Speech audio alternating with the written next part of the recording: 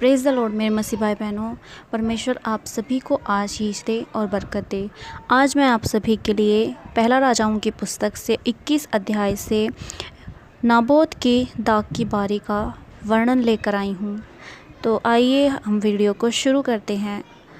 Bible बताती है कि हमें किसी भी चीज़ का लालच नहीं करना चाहिए, और जो मसीह में है उन सभी भाई बहनों के लिए परमेश्वर का वचन है, क्योंकि हमें किसी भी बात की घटी कमी नहीं हो सकती, क्योंकि हमारा परमेश्वर हर पल हमारी आवश्यकता ज़रूरतों को पूरा करता है। अपने शाही भंडार से हमारी हर एक ज़रूरत को पूरा करता है, हमें हर एक चीज़ प्रोवाइड कराता है। लेकिन जब हमारे मन में किसी भी वस्तु के प्रति लालच या पाप आ जाता है, तब उसका क्या अंजाम क्या होता है, और इसी के विषय में हम पढ़ेंगे नाबोत की दाग की बारी के विषय में, जो कि एक आहाब राजा ने लालच के तौर पे ये सब काम किया। इसके बारे में हम पढ़ेंगे।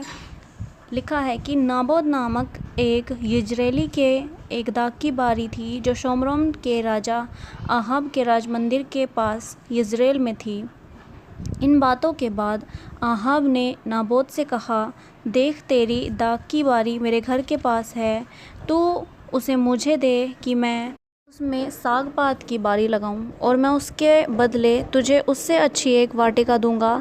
नहीं तो तेरी इच्छा हो तो मैं तुझे उसका मूल्य दे दूंगा। नाबोत ने आहाब से कहा, यहोवा ना करे कि मैं अपने पुरखाओं का निज भाग तुझे दूं। इजरायली नाबोत के इस वचन के कारण कि मैं तुझे अपने पुरखाओं का निज भाग ना दूंगा, आहाब उदास होकर अप्रसन्न होकर अपने घर गया और बिछौने पर लेट गया और मुंह फेर लिया और कुछ भोजन ना किया। मेरे प्रिय भाई बहनों, जब हमारे पास खुदा का दिया हुआ सब कुछ होता है, उसके बाद भी यदि हमारे मन में किसी वस्तु के प्रति या किसी घर किसी भी चीज़ के प्रति अगर लालच आ जाता है, तो वो अच्छी बात नहीं होती है। उसी तरह आहाब एक राजा था, और उसके मन में एक गरीब व्यक्ति का खेत देखकर, बारी देखकर उसके मन में लालच आया। उसके पास इतना सब कुछ होने के बाद भी उसने उस गरीब के खेत पर अपनी दृष्टि गड़ाई और उससे कहा कि ये मुझे दे दे। हालेलुया। और आगे लिखा है कि तब उसकी पत्नी इज़बेल ने उसके पास आकर पूछा, तेरा मन क्यों उदास है कि तू कुछ भोजन नहीं करता? उसने कहा, कारण यह है कि मैंने यिज्रेली नाबोत से कहा कि रुपया लेकर मुझे दाग की बारी दे, नहीं तो तू चाहे उसके बदले मैं दूसरी दाग की बारी दूंगा। उसने कहा, मैं अपनी दाग की बारी तुझे ना दूंगा। तब उसकी पत्नी ने कहा, क्या तू इज़राइल पर राज्य करता है कि नहीं? उठकर भोजन कर और तेरा मन आनंदित हो। यिज्रेली नाबात की दाग की बारी मैं तुझे दिलवा दूंगी। और जब उसकी पत्नी ने देखा कि आहाब, उसके पति का मन उदास है और उसने कुछ भी भोजन नहीं किया है, तब उसने आहाब को समझाने की बजाय उसको और उकसाया। देखिए, जब परमेश्वर का कोई जन कोई गलती करता है, कोई गलत रास्ते पर चलता है, तो हमें उसको समझाना चाहिए। अगर वो किसी पाप की ओर जा रहा है तो हमें उसको बचाना चाहिए, रोकना चाहिए। परमेश्वर के वचन के द्वारा उसे हमें समझाना चाहिए। लेकिन इसके विपरीत जब हम देखते हैं कि ऐसा कोई जन हमारे जीवन में आ जाता है जिसे वचन मालूम नहीं होता है और वो हमें गाइड करता है, तो वो आप समझ ही जाएंगे कि वो एक गलत वे में जा रहा है और उसको परमेश्वर का वचन उसके अंदर से जा चुका है।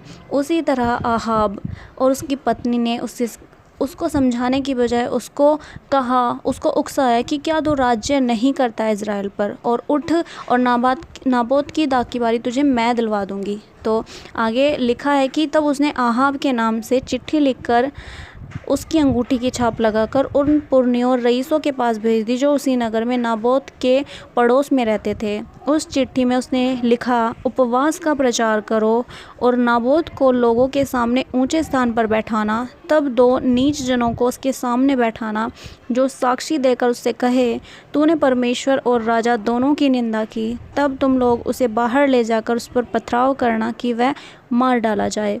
इज़बेल की चिट्ठी में की आज्ञा के अनुसार नगर के रहने वाले और पुरनियों और रईसों ने उपवास का प्रचार किया और नाबोत को लोगों के सामने ऊंचे स्थान पर बैठाया। तब 2 नीच जन आकर उसके सम्मुख बैठ गए और उन नीच जनों ने लोगों के सामने नाबोत के विरुद्ध ये साक्षी दी कि नाबोत ने परमेश्वर और राजा दोनों की निंदा की। इस पर उन्होंने उसे नगर से बाहर ले जाकर उस पर पथराव किया और वह मार दिया गया। हालेलुया। तो देखिए, जब हम एक पाप करते हैं तो उसके साथ हम पाप करते जाते हैं, हमें नहीं पता होता है।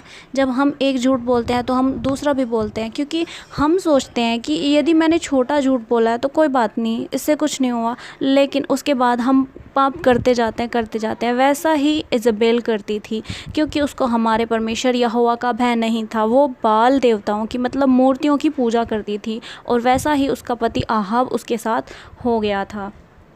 हालेलुया। जब उसने देखा और उसने कहा, आहाब के नाम से एक चिट्ठी लिखी, झूठी चिट्ठी उसने लिखी और राजा की अंगूठी की छाप लगाई और कहा कि नाबोत को ऊंचे पर बैठाना। मतलब उसने झूठ का सहारा लिया और लोगों से उसको मरवा दिया, पथराव करके उसको मरवा दिया। हालेलुया। और इस प्रकार जब नाबोत पर पथराव करके उसको मार डाला गया, तब इज़बेल ने आहाब से कहा कि उठकर नाबोत की दाख की बारी को, जिसे उसने तुझे रुपया लेकर देने से भी इनकार किया था, उसने अपने अधिकार में उसे कर ले, क्योंकि नाबोत जीवित नहीं परंतु मर गया। नाबोत की मृत्यु का समाचार पाते ही आहाब उसकी दाख की बारी को अपने अधिकार में लेने के लिए वहाँ जाने को उठ खड़ा हुआ। हालेलुया। तो देखिए, जब आहाब को पता चला कि नाबोत मर गया, उसने एक बार भी ये नहीं पूछा कि वो कैसे मर गया है, वो क्यों, मतलब इतनी जल्दी उसकी मृत्यु कैसे हो गई है। और उसने क्या किया, जाकर उसकी बारी को अपना बना लिया। हालेलुया। यही होता है जब हमारे जीवन में वचन काम नहीं करता, जब हम परमेश्वर से दूर हो जाते हैं, या किसी गलत स्त्री से या अन्य जाति की स्त्री से, जैसे कि आप विश्वासी हैं और आपने अन्य जाति की स्त्री से विवाह कर लिया, तो वो आपको अपने देवताओं की ओर खींचेगी, प्राय देवताओं की ओर आपको लेके जाएगी। उसी तरह आहाब के साथ हुआ। मेरे प्रिय भाई बहनों, जब आप परमेश्वर में विश्वास के साथ, मजबूती के साथ खड़े रहेंगे, तब परमेश्वर भी आप पर दया करेंगे और आपको एक अच्छा लाइफ पार्टनर भी देंगे। तो मेरे प्रिय भाई बहनों, जहाँ भी आप हैं और इस वीडियो को देख रहे हैं, सुन रहे हैं, आप हमेशा परमेश्वर से प्रार्थना दुआओं में यही मांगे, अगर आप अभी तक अनमैरिड है तो परमेश्वर से प्रार्थना में यही मांगे कि आपको एक ऐसा लाइफ पार्टनर दे जो आपके प्रार्थना जीवन को बढ़ाए, ना कि उसको कमज़ोर करे। हालेलुया। जिस तरह से इज़बेल ने अपने पति को घिनौने काम करने के लिए उकसाया, ऐसा ना हो कि आप सब भी परमेश्वर के वचन से दूर होकर अन्य जाति में जाएं, क्योंकि हमारा परमेश्वर महान है, सर्वशक्तिमान है, उसके जैसा कोई भी नहीं है। हालेलुया। मैं उम्मीद करती हूँ कि आपको वीडियो अच्छी लगी होगी। परमेश्वर आप सभी को इस वीडियो के द्वारा, वचन के द्वारा आशीष दे और आपसे बातचीत करे।